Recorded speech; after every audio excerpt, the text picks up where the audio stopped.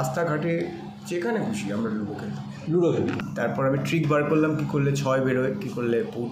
সন্দীপ একটা ভালো ছেলে, 2.5-3 মাস ধরে লুডো খেলা প্র্যাকটিস করার পরে যখন একদম প্রফেশনাল লুডো প্লেয়ার হয়ে গেল, তখন তো আমাদের হাসি ঠাট্টা করার একটা সুযোগ থাকে। লুডো এখন সবসময় খেলে বিরিয়ানি প্লেটেও। না, আমি লুডো খেলি এবং পরানদার সাথে গিয়ে ওয়ার্কশপ করা লুডো নিয়ে, সেগুলো করেছি। বেলাইনের রহস্যটা ঠিক কোথা থেকে শুরু হচ্ছে সেটা তো এখনও আমরা কেউই জানি না, কিন্তু এর মধ্যে ট্রেলারে কিন্তু আমরা দুজন চরিত্রকে দেখতে পাইনি, অথচ এখন তারা আমাদের সাথে আছে। তো তাদের কাছেই সবটা জিজ্ঞেস করব। তার আগে সবাইকে একটা প্রশ্ন, যেটা আমি আগেও করলাম, বেলাইনকে যদি তোমাদের এক কথায় কিছু বলতে হয়, কি বলবে? বেলাইন বলতে এখন শুধু 29 মার্চ বেলাইন আসছে আমাদের ছবি, সেটাই আমাদের মাথায় আছে, আর কিছু না। না, আমি আরেকটা জিনিস যেটা বলছি, মানে ধরো এই সিনেমাটাকে তুমি এক কথায় কিছু বলছো, সেইটা তাই বলবো এটা ইউথ কেন্দ্রিক একটা সিনেমা, এবং এখানে গোয়েন্দা চরিত্র নেই, কিন্তু এখানে দর্শকই গোয়েন্দা। সব থেকে বড় জায়গা বলে দিয়েছি, অনেক কথাই বলে দিয়েছি। বেলাইন মানে নতুন কিছু, কারণ লাইনটা তো আমাদের শেখানো হয়, আর যখন বেলাইনে চলে যাই সব কিছুই নতুন লাগে, তখন রিডিসকভার করি আমরা নিজেকে। সেটা হতে পারে সার্ভাইভাল, আমি অনেক কিছু বললাম, নতুন কিছু। আমি কিন্তু তোমার কাজটা করছি, দেখো। বেলাইন এক কথায় বলতে গেলে হচ্ছে আ মাস্ট ওয়াচ মুভি। এত বড় কথা বললো, মাস্ট ওয়াচ মুভি, এবং 29শে মার্চ হলে গিয়ে বেলাইন দেখতে হবে। আর মানে আমি বাংলার দর্শকদেরকে একটা কথাই বলবো, যে আপনারা তো বারবার বলেন যে নতুন রকম সিনেমা হচ্ছে না, ভালো কিছু একটু দেখতে চাই, তো আমরা তো করেছি একটা ভালো কিছু নতুনত্ব ছবি, তো হলে গিয়ে দেখুন। তারপর আপনার যদি ভালো লাগে আপনারা আলোচনা করবেন, আর যদি খারাপ লাগে তাহলে সমালোচনা করবেন, তাই তো? বাস, তাহলেই হলো। কিন্তু যাবেন, হলে গিয়ে দেখবেন। আচ্ছা, মানে আরেকটা যে ব্যাপার, সেটা হচ্ছে এই ছবিটা চলাকালীন আমি যদি বলি যে একটু কি কোথাও বেলাইনে চলে গেছিলো ব্যাপারটা বা কিছু, মানে নর্মালি এই শুটিং চলাকালীন এই শুটিংয়ের প্রসেসটাই ধরো, শুটিং প্রসেসে অনেক কিছুই বেলাইন গেছে, যেরকম বিশাল বৃষ্টি হয়ে গেছে, লাইট টাইট উল্টে পড়ে গেছে, শ্যুট মাঝখানে থামিয়ে দিতে হয়েছে, থামিয়ে দিয়ে অনেক দিন বাদে যখন আবার শ্যুট করছি সেই দিনও বৃষ্টি হচ্ছে, মানে কোনো পূর্বাভাস নেই, কিচ্ছু নেই, হঠাৎ করে সেই দিনও বৃষ্টি হচ্ছে এরকম। হ্যাঁ, তো যাই হোক, এইরকম অনেক কিছুই বেলাইনে গেছে, কিন্তু আখেরে যে লাইনে এসে ফিল্মটা রিলিজ হচ্ছে, এটাই সবথেকে বড় কথা আমাদের।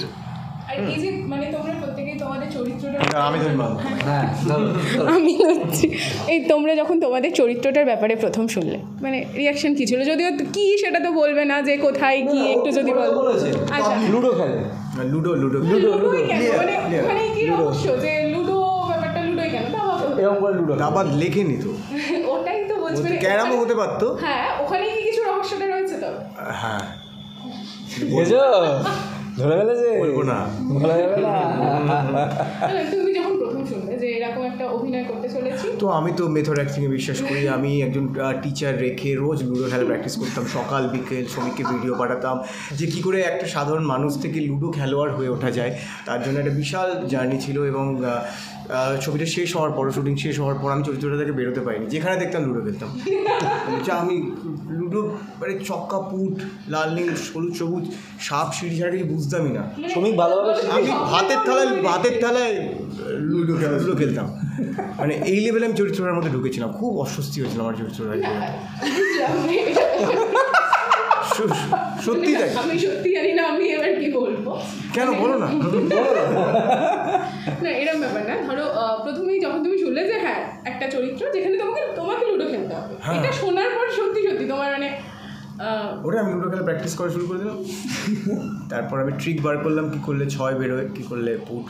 তারপর দেখলাম ট্রিকে কোনো কাজ হয় না, পুরোটাই ভাগ্যের ব্যাপার, কখন কীভাবে গড়াবে। প্রথমে ভালো অফ স্পিন করলে যদি হয়, দেখলাম না, যদি আউট সুইং করলে যদি এরকম হয়, বোলিংয়ের মতো করে দেখছিলাম চক্কা চালাটা। আর বাকি না, সেটা আমরা শর্টটা আমরা অনেক প্র্যাকটিস করেছি, এবং পরানদার সাথে গিয়ে ওয়ার্কশপ করা লুডো নিয়ে, সেগুলো করেছি আমরা দীর্ঘদিন। রাস্তাঘাটে যেখানে খুশি আমরা লুডো খেলতাম। না, আমি লুডো খেলি না। এর মধ্যে কিন্তু কোনো ডাবল মিনিং ইন্টেন্ডেড নয় কিন্তু, বাই দ্য ওয়ে, কারণ এই কিছু কারণে লুডোটার সাথে একটা সুরসুরি মার্কা কথা অ্যাসোসিয়েটেড হয়ে গেছে বলে লুডো মানেই লোকে বাইরে, কিন্তু লিটারালি লুডো খেলার এ রয়েছে, ইনফ্যাক্ট ট্রেলারেও রয়েছে। না, আমি লুডো খেলি না। লুডো খেলোনি মানে কি ভাবে দর্শক দেখতে চলেছে তো একটু কিছু- এই ডিরেক্টর আছে, বলেছে কিচ্ছু বলতে না। মানে একটুও কি কিছু বলা যাবে না? সন্দীপের চরিত্র সম্পর্কে কিছুই বলা যাবে না। ওই জন্য সন্দীপ, ট্রেলারেও আমরা দেখতে পাই। হ্যাঁ, সেই কারণেই দেখা যায়নি। সন্দীপ একটা ভালো ছেলে, মানে সত্যি সত্যি ভালো ছেলে, ওখানেও একটা ভালো ছেলের অভিনয় করেছে। এই এইটুকু পর্যন্ত অবধি রাখো। অভিনয় করতে হয়নি, ভালো ছিল ভালো ছেলে অভিনয় করতে হয়নি, ওই শুধু আচ্ছা। আর লুডো খেলোয়াড় নয় না, মানে হ্যাঁ, সিরিয়াসলি যে প্রফেশনাল স্পোর্টস মুভি হলে যেরকম একটারা খাটে ওরকম। মানে আমি বুঝতে পারছি মানে এর আগে একটারা যেরকম হকি শিখেছিল, আমি সেরকম লুডো লুডো জানতাম, প্র্যাকটিস করেছি। সেখানে কবির খান ছিল, এখানে শ্রমিক রয় চৌধুরী আছে। আচ্ছা, বুঝলাম। লুডো খেলা। আর এই যে এখন যে আমরা হাসি ঠাট্টা মজা চলছে, যেহেতু সিনেমাটার মধ্যে একটা সাইকোলজিক্যাল ব্যাপার রয়েছে বা কিছু, একটু আগেও কথা বলছিলাম শ্রেয়াদির সাথে, যে ওই ব্যাপারটা কেমন ছিল, মানে একটু কি চুপচাপ পুরো না মজা হাসি ঠাট্টা হুল্লোড় যেটাকে বলি সেইরকম করেই সিনেমাটা হয়েছে? এইটা আমি একটু উত্তর দিই। যে আমরা সব কিছুকে টাইপকাস্ট করি, স্টিরিও টাইপ করে ফেলি সব কিছুকে। মানে ধরো এই একাকিত্বের সিনেমা, মানে লোকে বসে কাঁদবে, বড় বড় লম্বা লম্বা ফ্রেম, দেখছে তো দেখছে, এই খাবার খাচ্ছে, এই বই পড়ছে, একা, এরকমটা নয়। একাকিত্বের মধ্যে অনেক মজা আছে। ঠিক সেরকমভাবেই এই কী যেন প্রশ্নটা করলে? হ্যাঁ, সিরিয়াস, হ্যাঁ। এবার ব্যাপারটা হচ্ছে যে সাইকোলজিক্যাল থ্রিলার মানেই যে সব সময় মানুষ এই কী হবে, একটু হাসা যাবে না, সবসময় তাক করে থাকতে হবে, কোথাও কিছু মিস হয়ে যাচ্ছে, সেরকমটাও না। এই সাইকোলজিক্যাল থ্রিলারের মধ্যে যে থ্রিলটা রয়েছে সেটার সঙ্গে সঙ্গে হাসি ঠাট্টাও রয়েছে, ফিল্মটার মধ্যেই রয়েছে।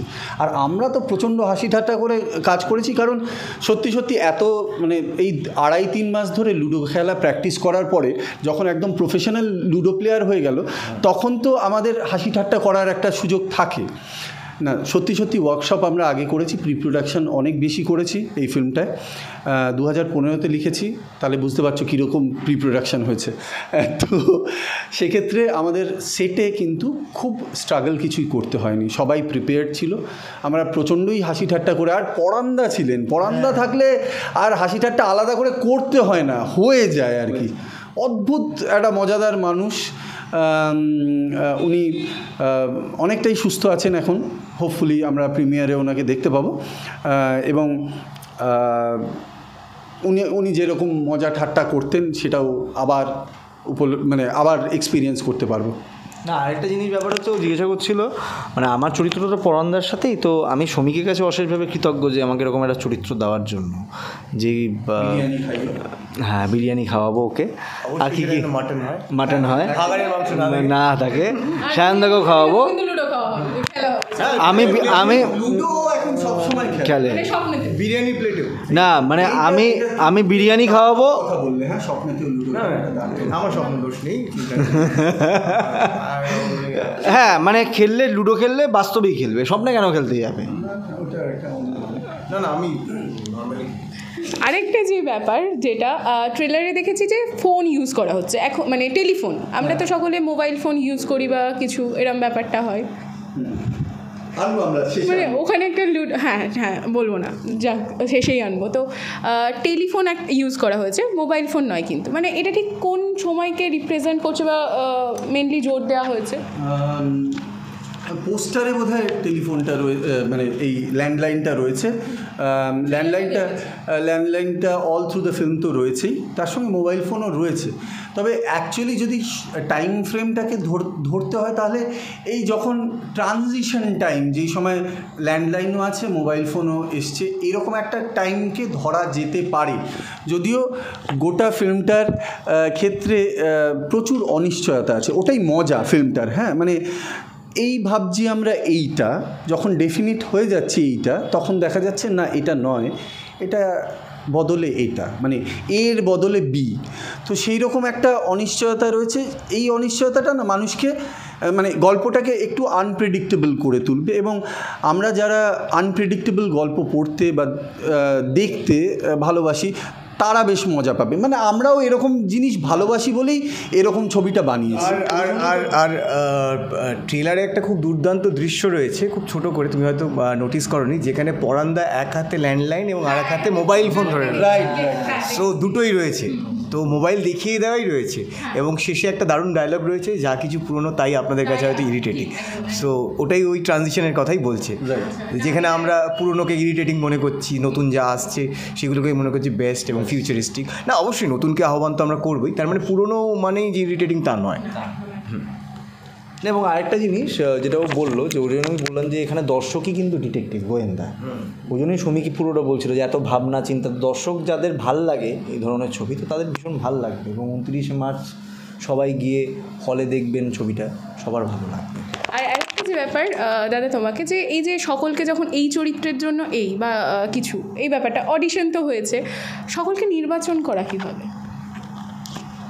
নির্বাচনী প্রক্রিয়া, নির্বাচনী ভোট হয়েছে, হ্যাঁ, নির্বাচনী প্রক্রিয়ায় যেরকম ওই ইয়ে থাকে আর কি, প্রিসাইডিং অফিসার থাকে, সেরকম আমরা অডিশন নিয়েছিলাম কয়েকজন, প্রার্থী মনোনয়ন, হ্যাঁ, এইরকম অনেক কিছু হয়েছিল। যাই হোক, মোট কথা হচ্ছে আমরা জানতাম যে আমরা কীভাবে কীরকম মানুষগুলোকে দেখতে পাবো স্ক্রিনে। হ্যাঁ, মানে আমার তো অনেকবার সিনেমাটা লেখার সময় দেখা হয়ে গেছে, তো মাথায় একটা ছায়াছবি ছিল, সেটা দুজনের ক্ষেত্রে সত্যি সত্যি আগের থেকে প্রি ডিসাইডেড ছিল। এক হচ্ছে পরাণ বন্দ্যোপাধ্যায়, প্রি ডিসাইডেড ছিল, সায়ন প্রি ডিসাইডেড ছিল, এবং সায়নকে আমি বোধহয় অনেক বছর আগে থেকে বলে রেখেছিলাম যে সায়ন এরকম, আমি একটা ছবি, হ্যাঁ, অন্য একটা ছবির ক্ষেত্রে বলে রেখেছিলাম। কিন্তু এই ছবিটার ক্ষেত্রেও যখন লিখছিলাম, যেহেতু এরকম হয়ে যায় জানেন তো, কারোর সঙ্গে যদি পরিচয় হয়ে ভালো লেগে যায়, তখন লেখার সময় অটোমেটিক্যালি চলে আসে একটা, আচ্ছা ও সেরকমভাবেই এর সঙ্গে জুড়ে গেছে, এই ফিল্মটার সঙ্গে জুড়ে গেছে। এর আগেও একটা ফিল্মের সঙ্গে জুড়ে ছিল, কিন্তু সেই সময় ওর সময় হয়নি বলে ও করতে পারেনি। তথাগত আর শ্রেয়ার ক্ষেত্রে, দুজনের ক্ষেত্রেই কিন্তু অডিশন হয়েছিল, এবং অডিশন হয়ে যতজন অডিশন দিয়েছিল তাদের মধ্যে এরা দুজন সবথেকে ভালো করেছিল, এবং ইউনানিমাসলি আমরা সবাই রাজিও হয়েছি যে এরা দুজনই করুক ছবিটা। নির্বাচনী প্রক্রিয়া এখানেই সমাপ্ত হলো আর কি। এবার মাইক ধরো, মাইক। আপনার কেমন লাগছে? না, মানে আমার অসাধারণ লাগছে। তো এবার তোমাদের কাছে লাস্ট দর্শকদের উদ্দেশ্যে অবশ্যই কিছু মানে বলবে তোমরা আর কি, সেটাই যে আগামী 29শে মার্চ আসছে, সেটাই যদি একটু বলো। এবার সায়ন বলে ফেলো। আগামী 29শে মার্চ আসছে বেলাইন, আপনারা দেখুন, সিনেমা হলে গিয়ে দেখুন, দেখে যেমন মনে হলো আপনার, মানে যেরকম অভিজ্ঞতা হলো সেটাকে আপনারা সৎভাবে জানান সবাইকে, মানে খারাপ লাগলে খারাপ, ভালো লাগলে ভালো, আমরা দুটোকেই অ্যাকসেপ্ট করব। আর অবশ্যই সিনেমাটা যতক্ষণ চলছে আপনারা প্লিজ মোবাইলটাকে একটুখানি দূরে রেখে দেখুন, কারণ এটা বোধহয় খুব কঠিন একটা কাজ হয়ে গেছে মানুষের। তো প্লিজ সিনেমা হলে গিয়ে যখন সিনেমা দেখবেন, মোবাইলটাকে দূরে রেখে দেখুন। হ্যাঁ, দুটো কারণে মোবাইলটা দূরে রাখতে হবে, সেটা বলে দিই। একটা কারণ হচ্ছে অনেক কিছু মিস করে যেতে পারেন, ওই যেরকম ও বললো যে আপনারাই গোয়েন্দা, দর্শকরাই গোয়েন্দা, তো মিস করে গেলে তো মেলাতে পারবেন না। হ্যাঁ, অনেক কিছু মিস করে যেতে পারেন। দ্বিতীয় কারণ হচ্ছে ধরতে পারবেন না কখন স্ক্রিনে মোবাইল বাজছে আর কখন আপনার মোবাইল বাজছে।